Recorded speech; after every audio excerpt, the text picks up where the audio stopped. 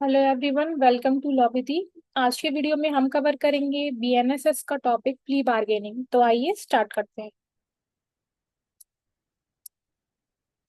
सबसे पहले हम देखते हैं कि प्ली बार्गेनिंग का मीनिंग क्या होता है। तो देखिए फ्रेंड्स, प्ली बार्गेनिंग एक ऐसा प्रोसेस होता है जिसके अंदर जो एक्यूज होता है उसको एक ऑफर दिया जाता है कि वो अपनी जो गलती है उसको मान ले in exchange for less punishment.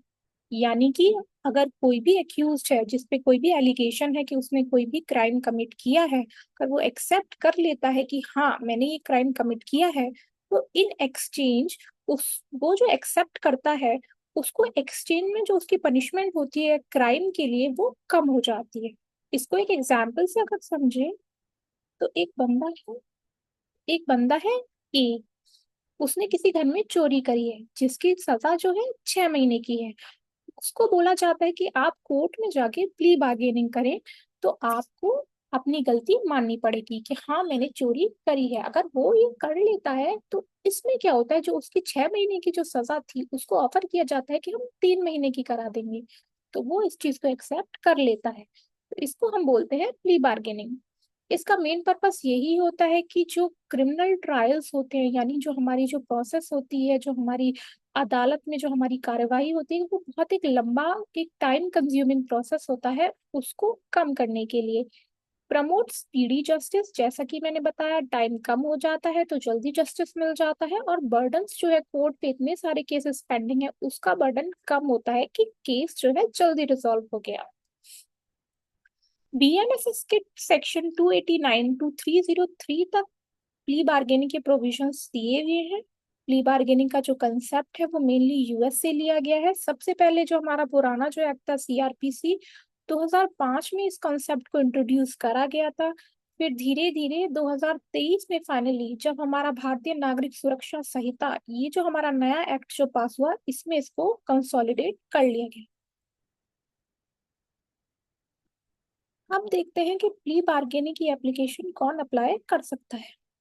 Section 289 से 290 जो है वो हमें बताते हैं कि who can apply, plea bargaining के लिए कौन कौन अप्लाई कर सकता है। तो सबसे पहले accuse charge with offence punishable up to 7 years imprisonment, यानी कि सिर्फ वो ही पर्सन जिसको ऐसा कोई क्राइम कमिट किया है जिसमें सिर्फ 7 साल तक की सजा का प्रावधान है। यानी कि अगर कोई बंदा ऐसा कोई सीरियस क्राइम करता है जिसमें 7 साल से ज्यादा की सजा होगी, तो उस केस में प्ली बार्गेनिंग के लिए अप्लाई नहीं किया जा सकता। जैसे कि अगर किसी को डेथ पनिशमेंट का क्राइम किसी ने कमिट किया है, या लाइफ इम्प्रिजमेंट का, या कोई बहुत ही ज्यादा कहते हैं ना हीनियस क्राइम अगर किसी ने कमिट किया है जिसमें 7 साल से ज्यादा की सजा है, तो उसमें प्ली बार्गेनिंग का कंसेप्ट नहीं अप्लाई होता। तो ये हमें याद रखना है। दूसरा कहाँ पे है, जहाँ पे ऐसा कोई ऑफेंस किया हो जहाँ सोशियो इकोनॉमिक कंडीशंस को अफेक्ट हो रहा हो, उनको किसी ने हार्म करने की कोशिश करी हो, वहां पे भी प्ली बार्गेन अप्लाई नहीं होता। दूसरा है offences against women and child below 18 years। Women के अगर किसी ने कोई क्राइम कमिट किया है, या फिर 18 साल से नीचे के अगर बच्चे के साथ किसी ने कोई क्राइम किया है, तो उस केस में भी प्ली बार्गेनिंग का कॉन्सेप्ट एप्लीकेबल नहीं होता है। इसके बाद आता है हमारा प्रोसीजर। तो प्ली बार्गेनिंग का प्रोसीजर क्या है, किस तरीके से अप्लाई किया जाता है प्ली बार्गेनिंग को, ये हमारे सेक्शन 291 से 297 के अंदर आता है। तो प्लीज सेक्शंस आप लोग याद कर लीजिएगा, सेक्शंस बहुत इंपॉर्टेंट होते हैं एग्जाम पॉइंट ऑफ व्यू से। तो आइए देखते हैं प्रोसीजर क्या है। सबसे पहले जो एक्यूज होता है, जिसने भी क्राइम कमिट किया होता है, जो गिल्टी होता है, वो एक एप्लीकेशन कोर्ट में फाइल करता है। उसके बाद कोर्ट ये एग्जामिन करती है कि उसने ये अपनी मर्जी से फाइल किया है, किसी प्रेशर में आके या किसी की इन्फ्लुएंस में आके वो प्ली बार्गेनिंग के लिए अप्लाई नहीं कर रहा हो। उसके बाद अगर कोर्ट को लगता है कि हाँ जो एक्यूज है उसने अपनी मर्जी से अप्लाई किया है, तो उसके बाद वो नोटिस दे देती है जो पब्लिक प्रोसिक्यूटर होता है हमारा।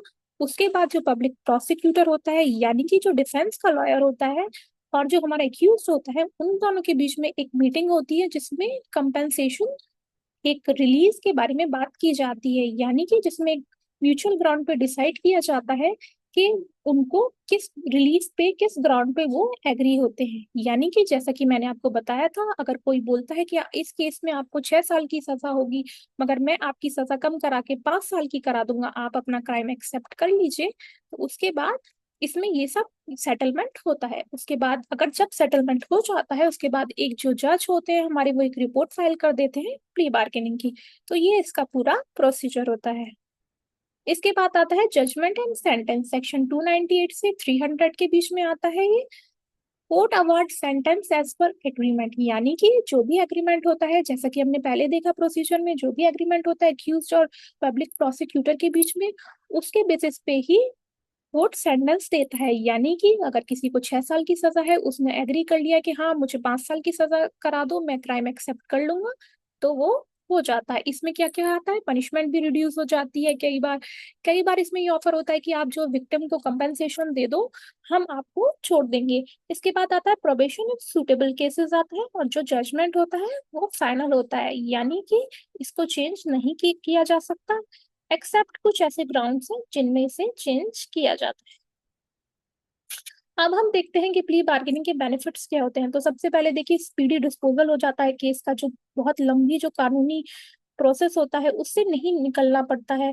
जो कोर्ट है उनका बर्डन कम होता है, जो कंपनसेशन मिल जाता है विक्टिम को।